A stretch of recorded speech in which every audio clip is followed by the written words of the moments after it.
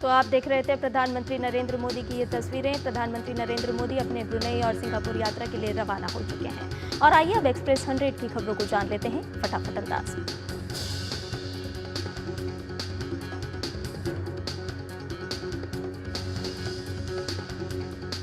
प्रधानमंत्री नरेंद्र मोदी आज से 2 दिवसीय दौरे पर ब्रुनेई की यात्रा पर रवाना हो गए हैं। दोनों देशों के राजनयिक संबंधों के 40 वर्ष पूरे होने पर उनकी ये यात्रा बेहद महत्वपूर्ण है।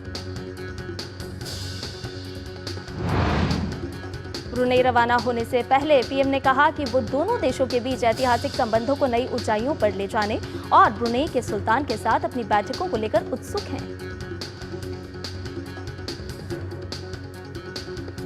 प्रधानमंत्री नरेंद्र मोदी ब्रुनेई के सुल्तान हाजी हसन अल बोल्किया के निमंत्रण पर ब्रुनेई की यात्रा कर रहे हैं। इस दौरान पीएम मोदी राजधानी बंदर सिरी बेगावन में नए चांसलरी भवन का उद्घाटन करेंगे। बंदर सिरी बेगावन में चांसलरी इमारत के उद्घाटन के दौरान भारतीय प्रवासी और भारतीय राजनयिक समुदाय भी मौजूद रहेगा। भारतीय उच्चायोग की सभी आधुनिक सुविधाओं से युक्त नई इमारत बनाई गई है। ब्रुनेई में पीएम नरेंद्र मोदी सुल्तान उमर अली सैफुद्दीन मस्जिद का दौरा करेंगे, जिसका नाम वर्तमान राजा सुल्तान हाजी हसन अल बोल्किया के पिता के नाम पर रखा गया है। ब्रुनेई की राजधानी बंदर सिरी बेगावन में प्रधानमंत्री नरेंद्र मोदी मस्जिद सुल्तान उमर अली सैफुद्दीन मस्जिद परिसर में प्रवासी भारतीयों से भी मुलाकात करेंगे। ब्रुनेई यात्रा के दूसरे दिन बुधवार को प्रधानमंत्री नरेंद्र मोदी रॉयल पैलेस में सुल्तान और शाही परिवार के सदस्यों से मुलाकात करेंगे। इस दौरान दोनों पक्ष प्रतिनिधि मंडल स्तर की वार्ता भी करेंगे। ब्रुनेई के बाद प्रधानमंत्री मोदी 4 और 5 सितंबर को सिंगापुर की यात्रा पर रहेंगे। सिंगापुर भारत के बीच रणनीति साझेदारी के 10 साल पूरे हो रहे हैं। सिंगापुर दौरे पर प्रधानमंत्री नरेंद्र मोदी सिंगापुर के प्रधानमंत्री लॉरेंस वोंग से द्विपक्षीय मुलाकात करेंगे। इस दौरान तमाम अहम मुद्दों पर चर्चा होगी।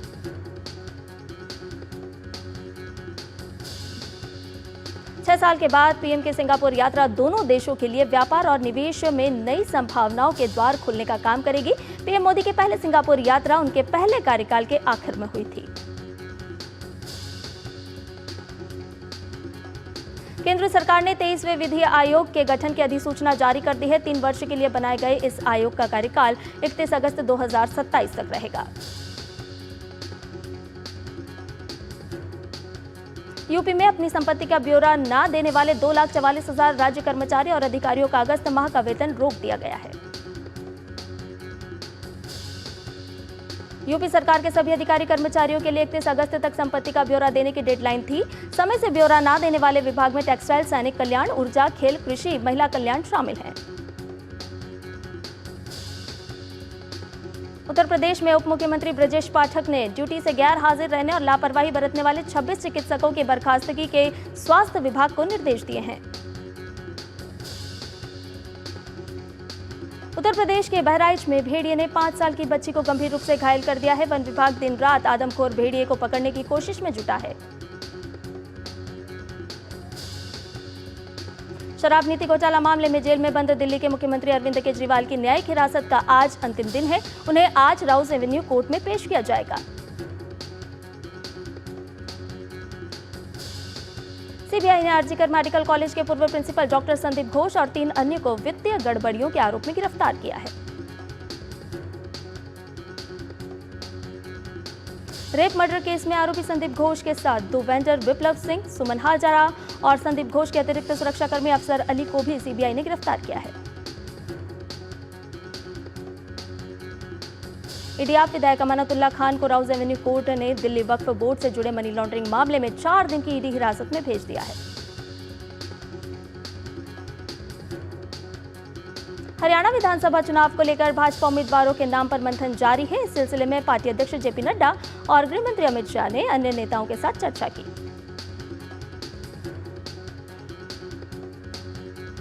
हरियाणा के पूर्व उप मुख्यमंत्री और जेजेपी नेता दुष्यंत चौटाला ने कहा है कि उनकी पार्टी हरियाणा विधानसभा चुनाव के लिए उम्मीदवारों की पहली सूची आज देर शाम तक जारी करेगी। हरियाणा में होने वाले चुनाव के लिए जेजेपी किसानों की बर्बाद हुई फसलों के लिए 15,000 रुपए प्रति एकड़ के मुआवजे को बढ़ाकर 25,000 रुपए प्रति एकड़ करने का चुनावी वादा करने जा रही है। जम्मू कश्मीर विधानसभा चुनाव में बीजेपी ने दलित, गुज्जर, पहाड़ी और ओबीसी समुदायों के आरक्षण अधिकारों की रक्षा करने का वादा किया है। दिल्ली के पर्यावरण मंत्री ने कहा कि मुख्यमंत्री अरविंद केजरीवाल ने दिल्ली के विधायकों को निर्देश दिया है कि वे अपने क्षेत्रों में जाएं और पिछले 4.5 साल में किए गए काम का हिसाब विधानसभा में दें। भारतीय वायुसेना के मिग-29 लड़ाकू विमान क्रैश होने की घटना से कोर्ट ऑफ इंक्वायरी के आदेश दिए गए हैं। देर रात बाड़मेर में हुए हादसे में पायलट सुरक्षित बाहर निकल गया। जम्मू कश्मीर के रियासी में खराब मौसम के कारण आज सभी स्कूल बंद हैं। एहतियात के तौर पर रियासी के मुख्य शिक्षा अधिकारी ने यह फैसला किया है। आंध्र प्रदेश में पिछले कुछ दिनों से हो रही बारिश से बाढ़ की स्थिति बनी हुई है। विजयवाड़ा में हजारों लोगों को सुरक्षित स्थानों पर पहुंचाया गया है। भारतीय वायुसेना ने विजयवाड़ा में बाढ़ प्रभावित इलाकों में राहत अभियान चलाया। इसमें इल्यूशन 76 और C-130 सहित 4 विमान मददगार बने। गुजरात में नवसारी समेत राज्य के कई जिले जलमग्न हो गए हैं। अंबिका, विश्वामित्री और नर्मदा नदियां समेत तालाब और नालों में पानी उफान पर है। गुजरात में मौसम विभाग ने ज्यादातर हिस्सों में भारी बारिश का अलर्ट जारी किया है। सौराष्ट्र और कच्छ में इस बार सबसे अधिक मानसून की मार पड़ी है। महाराष्ट्र में भारी बारिश के कारण जामनेर तालुका में वाघोर नदी खतरे के निशान से ऊपर बह रही है। इस बीच जलगांव के कलेक्टर आयुष प्रसाद ने बाढ़ प्रभावित क्षेत्र का निरीक्षण किया।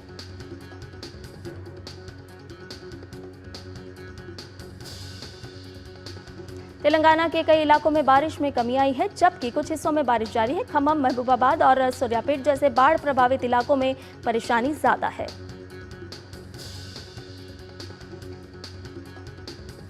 राष्ट्रपति द्रौपदी मुर्मू आज पुणे में सिम्बायोसिस इंटरनेशनल डीम्ड यूनिवर्सिटी के 21वें दीक्षांत समारोह में शामिल होंगी और संबोधित करेंगी। राष्ट्रपति आज मुंबई में महाराष्ट्र विधान परिषद के शताब्दी वर्ष समारोह में शामिल होंगी। राष्ट्रपति कल लातूर के उदगीर में बुद्ध विहार का उद्घाटन भी करेंगी। महाराष्ट्र दौरे पर राष्ट्रपति द्रौपदी मुर्मू उदगीर में महाराष्ट्र सरकार की शासन अपल्यादारी और मुख्यमंत्री माझी लड़की बहन योजना के लाभार्थियों की सभा को भी संबोधित करेंगी। देश भर में 1 से 30 सितंबर तक पोषण माह मनाया जा रहा है। राजस्थान के डूंगरपुर में तमाम जिलों में आंगनबाड़ियों में महिलाओं के साथ ही किशोरियों और बच्चों को सेहत के प्रति जागरूक किया जा रहा है। मध्य प्रदेश के धार में गर्भवती महिलाओं और बच्चों के लिए पोषण संबंधी प्रदर्शनी लगाई गई। क्विज प्रतियोगिता में विजेता महिलाओं को प्रमाण पत्र भी दिए गए। मध्य प्रदेश में फिर एक बार राजधानी परियोजना शुरू होगी। इसके लिए मुख्यमंत्री डॉक्टर मोहन यादव ने केंद्रीय शहरी विकास मंत्री मनोहर लाल से मुलाकात की और सीपीए के लिए बजट मांगा। 25 अगस्त से 8 सितंबर तक देश भर में राष्ट्रीय नेत्रदान पखवाड़ा मनाया जाता है। दिल्ली के एम्स में भी इस पखवाड़े के अंतर्गत कई कार्यक्रमों का आयोजन किया जा रहा है। तमिलनाडु के मदुरै में भगवान गणेश की पर्यावरण अनुकूल मूर्तियां बनाई जा रही हैं। पर्यावरण को साफ रखने के लिए इस साल गणेश चतुर्थी में लोगों ने इको फ्रेंडली मूर्तियों को बनाया है। गुजरात के राजकोट में इको फ्रेंडली गणपति प्रतिमा की प्रदर्शनी लगाई गई है। प्रदर्शनी को देखने के लिए यहां बड़ी संख्या में लोग आ रहे हैं। सुरक्षा मामलों की कैबिनेट समिति ने लड़ाकू सुखोई विमानों के लिए 240 एरो इंजन की खरीद को मंजूरी दे दी है। इन इंजनों में 54% से अधिक स्वदेशी सामग्री होगी। भारतीय वायुसेना के लड़ाकू सुखोई 30 MKI विमानों के लिए 240 एरो इंजन की खरीद हिंदुस्तान एरोनॉटिक्स लिमिटेड से 26,000 करोड़ रुपए में की जाएगी। एरो इंजन का निर्माण HAL के कोरापुट डिवीजन में किया जाएगा। इनकी आपूर्ति से वायुसेना के हवाई लड़ाकू बेड़े की जरूरतों को पूरा किया जा सकेगा। मोदी कैबिनेट ने गुजरात के साणंद में एक सेमीकंडक्टर इकाई स्थापित करने के लिए कायस सेमीकॉन प्राइवेट लिमिटेड के प्रस्ताव को मंजूरी दे दी है। इकाई की क्षमता 63 लाख चिप प्रतिदिन होगी।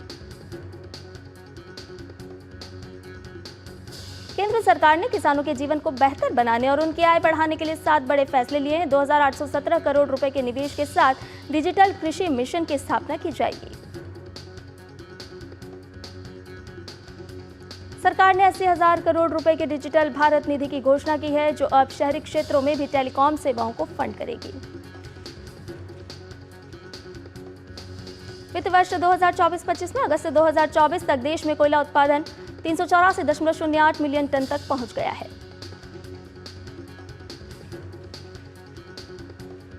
अप्रैल से अगस्त 2024 की अवधि के दौरान कोल इंडिया लिमिटेड का उत्पादन बढ़कर 290.39 मिलियन टन हो गया, जो पिछले वर्ष की इसी अवधि के दौरान 281.46 मीट्रिक टन की तुलना में 3.17% ज्यादा है। सेबी ने 3 कंपनियों के आईपीओ को मंजूरी दे दी है। इनमें विकल financing, SK financing, Muthoot finance की micro finance unit, Belstar micro finance और ट्रांसरेल लाइटिंग शामिल हैं।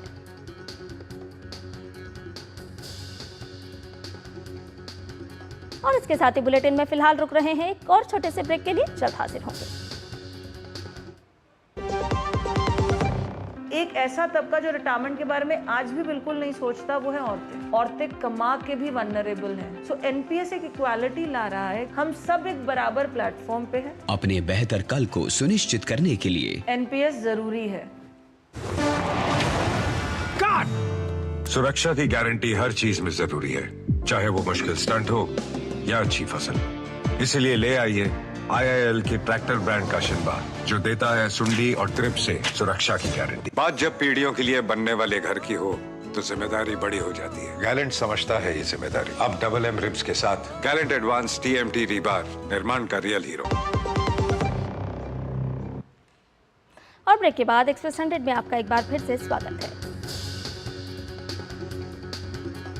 जीएसटी परिषद की 54वीं बैठक 9 सितंबर को होगी। बैठक में ऑनलाइन गेमिंग पर टैक्सेशन के मामले में चर्चा हो सकती है।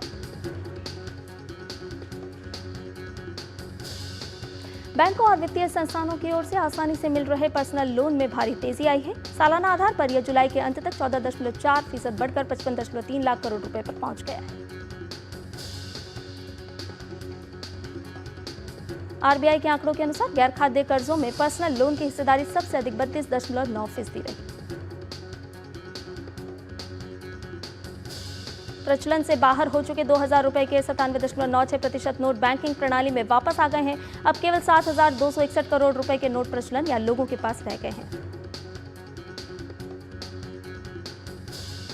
असंगठित क्षेत्र के श्रमिकों के राष्ट्रीय डेटाबेस पोर्टल ई-श्रम ने 3 साल की अवधि में 30 करोड़ पंजीकरण के मील के पत्थर को पार कर लिया है। मुंबई और इंदौर के बीच 18,000 करोड़ से नई रेल लाइन बनाई जाएगी। इससे 6 जिलों को फायदा होगा। National highway authority of India यानी कि NHAI अब देश के 100 टोल प्लाजा की निगरानी GIS आधारित सॉफ्टवेयर के जरिए करने जा रही है। ट्रैकिंग से टोल प्लाजा पर गाड़ियों की लंबी कतार को पहचानने से लेकर लाइव मॉनिटरिंग तक की जा सकेगी। इससे हाईवे पर ट्रैफिक के मैनेजमेंट में टेक्नोलॉजी के इस्तेमाल को बढ़ावा मिलेगा। मारुति सुजुकी इंडिया ने चालू वित्त वर्ष में अपने बिक्री नेटवर्क में कम से कम 10% वृद्धि की योजना बनाई है। इंडिया एक्सप्रेस ने अगरतला, गुवाहाटी, दिल्ली, कोलकाता रूट पर डेली फ्लाइट्स की शुरुआत कर दी है। एयरलाइन की इस नई फ्लाइट से त्रिपुरा और आसपास के राज्यों के लोगों के लिए काफी आसानी होगी।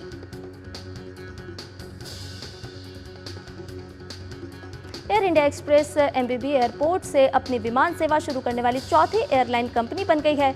यात्रियों को दिल्ली, गुवाहाटी और कोलकाता तक आने जाने के लिए सस्ती दरों का विकल्प चुनने की सुविधा मिलेगी। मुंबई ने चीन की राजधानी बीजिंग को पीछे छोड़ दिया है। बीजिंग को पछाड़ते हुए मुंबई अब एशिया की बिलियनियर कैपिटल बन गई है।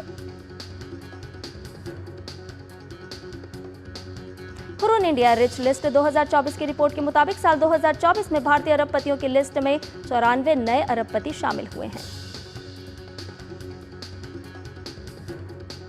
अबुधाबी के क्राउन प्रिंस शेख खालिद बिन मोहम्मद बिन जायद अल नाहयान ने आधिकारिक तौर पर IIT दिल्ली अबुधाबी परिसर का उद्घाटन किया।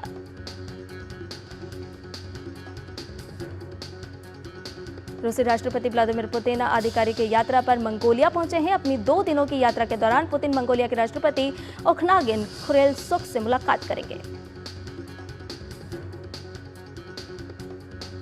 गिरफ्तारी वारंट जारी होने के बाद रूसी राष्ट्रपति का पहला विदेश दौरा है। इंटरनेशनल क्रिमिनल कोर्ट ने रूसी राष्ट्रपति व्लादिमीर पुतिन की गिरफ्तारी के लिए वारंट जारी किया था। अमेरिका ने वेनेजुएला के राष्ट्रपति निकोलस मादुरो द्वारा इस्तेमाल किए गए विमान को जब्त कर लिया है। अमेरिकी न्याय विभाग ने ये जानकारी दी है।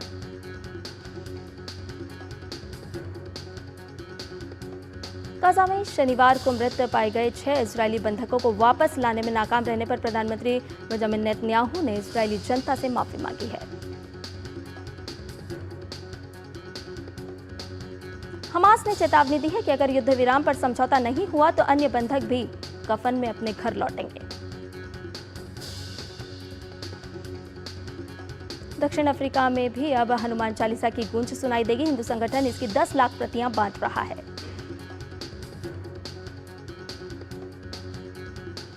पेरिस पैरालंपिक में भारतीय एथलीट सुमित अंतिल ने स्वर्ण पदक जीतकर इतिहास रच दिया है। सुमित ने जावलिन थ्रो F64 स्पर्धा में 70.59 मीटर थ्रो के साथ स्वर्ण पदक पर कब्जा जमाया।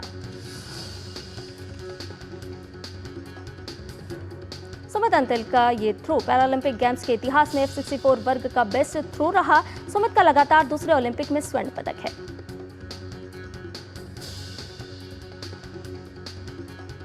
भारतीय पैरा बैडमिंटन खिलाड़ी नीतीश कुमार ने पुरुषों की एकल के SL3 इवेंट का स्वर्ण पदक अपने नाम किया।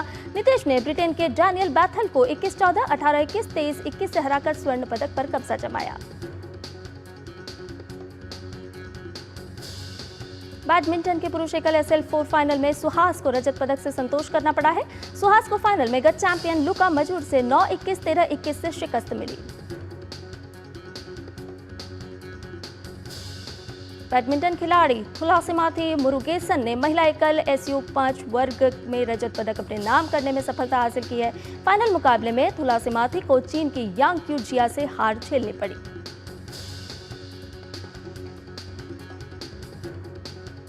बैडमिंटन खिलाड़ी मनीषा रामदास ने पेरिस पैरालंपिक में शानदार प्रदर्शन करते हुए महिला एकल SU5 स्पर्धा में कांस्य पदक अपने नाम कर लिया। मनीषा ने डेनमार्क की कैथरीन रोसेनग्रेन को हराया। युवा भारतीय शटलर नित्या सुमति सिवान को पदक जीतने में कामयाबी मिली है। नित्या ने कांस्य पदक के लिए खेले गए मुकाबले में इंडोनेशिया की रीना मार्लिना को 21-14, 21-6 से हराया। पेरिस पैरालंपिक में आज भी भारतीय खिलाड़ियों की नजर पदक जीतने पर होगी। भारतीय दल निशानेबाजी, तीरंदाजी और एथलेटिक्स में जोर आजमाइश करते दिखाई देंगे। पेरिस में स्वर्ण पदक जीत चुके निशानेबाज अवनी लेखरा दूसरे पदक के इरादे से आज रेंज पर उतरेंगी। अवनी 50 मीटर राइफल 3 पोजीशन में हिस्सा लेंगी। प्रधानमंत्री नरेंद्र मोदी ने पैरालंपिक 2024 स्वर्ण पदक जीतने वाली निशानेबाज अवनी लेखरा से फोन पर बात की और अवनी लेखरा को पदक जीतने पर बधाई दी।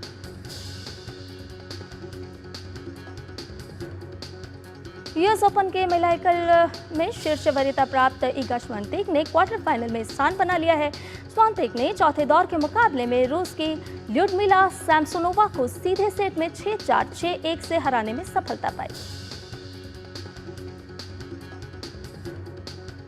महिला एकल में ही छठी वरीयता प्राप्त जेसिका पेगुला भी क्वार्टर फाइनल में पहुंचने में सफल रही हैं। उन्होंने चौथे दौर में रूस की डायना श्राइडर को 6-4, 6-2 से शिकस्त दी। अंतिम 8 में पेगुला का सामना स्वांतेक से होगा। चेक गणराज्य की कैरोलिना मुखावा ने उलटफेर करते हुए अंतिम 8 में जगह बनाने में सफलता पाई है। मुखावा ने चौथे दौर के मुकाबले में 5वीं वरीयता प्राप्त इटली की जैस्मिन पाउलिनी को सीधे सेट में 6-3, 6-3 से शिकस्त दी। पुरुष एकल में रूस के डैनियल मेदवेदेव को चौथे दौर का मुकाबला जीतने में ज्यादा मेहनत नहीं करनी पड़ी। मेदवेदेव ने पुर्तगाल के नुनो बोर्जेस को सीधे सेट में 6-0, 6-1, 6-3 से शिकस्त देकर क्वार्टर फाइनल में जगह बनाई। ऑस्ट्रेलिया के एलेक्स डी मिनोर को क्वार्टर फाइनल में स्थान बनाने में कड़ी मेहनत करनी पड़ी। मिनोर ने अपने ही देश के जॉर्डन थॉम्सन को 4 सेट के मुकाबले में 6-0, 3-6, 6-3, 7-5 से शिकस्त दी।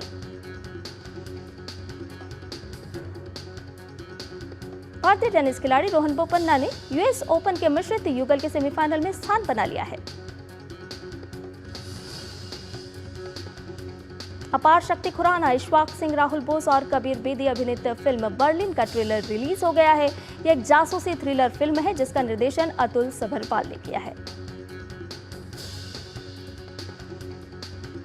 सारीपोदा सानीवराम ने बॉक्स ऑफिस पर 4 दिनों में छप्पर फाड़ कमाई कर धूम मचा दी है।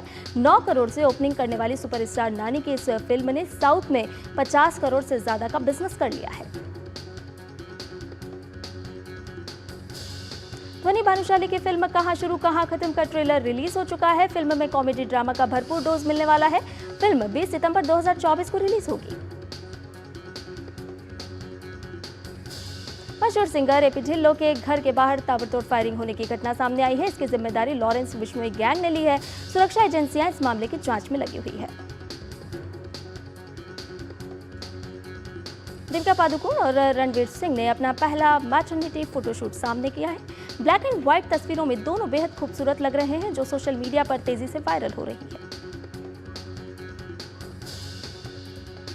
साउथ सुपरस्टार थलापति विजय की upcoming film the greatest of all time ने एडवांस बुकिंग के पहले दिन ही 3 लाख से ज्यादा टिकट बिक गई है। फिल्म को 5 सितंबर को सिनेमाघरों में दस्तक देगी। यौन उत्पीड़न के आरोप लगने के बाद मलयालम अभिनेता सिद्दीकी ने गिरफ्तारी से बचने के लिए अदालत का दरवाजा खटखटाया। उन्होंने केरल हाईकोर्ट से अग्रिम जमानत की गुहार लगाई है। लंबे समय बाद फिल्म इमरजेंसी सिनेमाघरों में आने के लिए तैयार थी, लेकिन सीबीएफसी से मिले सर्टिफिकेट न मिलने की वजह से एक बार फिल्म पोस्टपोन हो गई है। फिल्म इमरजेंसी का सर्टिफिकेशन रोकने के बाद जबलपुर हाई कोर्ट ने सेंसर बोर्ड से जवाब मांगा है। वहीं कोर्ट ने इस मामले में सभी पक्षकारों को नोटिस जारी किए हैं। करीना और रणबीर कपूर के भाई आदित्य जैन जल्द ही दुल्हा बनने जा रहे हैं। अभिनेता ने हाल ही में अपनी गर्लफ्रेंड अलेखा आडवाणी को रोमांटिक अंदाज में प्रपोज किया और सगाई की। हाल ही में आमिर खान ने महिला रेसलर विनेश फोगाट के साथ वीडियो कॉल पर बात की, जिसकी कई तस्वीरें इंटरनेट पर वायरल हो रही हैं। विवादों में घिरी web series IC-H24 the Kandahar hijack के मामले में केंद्रीय सूचना एवं प्रसारण मंत्रालय ने नेटफ्लिक्स इंडिया की कंटेंट हेड को समन भेजा है। साथ ही उन्होंने वेब सीरीज से जुड़े विवादित तथ्यों पर स्पष्टीकरण भी मांगा है। पसलियों में चोट के बावजूद सलमान ने अपनी अगली बड़ी फिल्म सिकंदर की शूटिंग फिर से शुरू कर दी है। सेट से सामने आई तस्वीरें। फिल्म स्त्री 2 छप्पर फाड़ कमाई करते हुए घरेलू और वर्ल्ड वाइड दोनों ही साइड में 500 करोड़ का आंकड़ा पार कर चुकी है।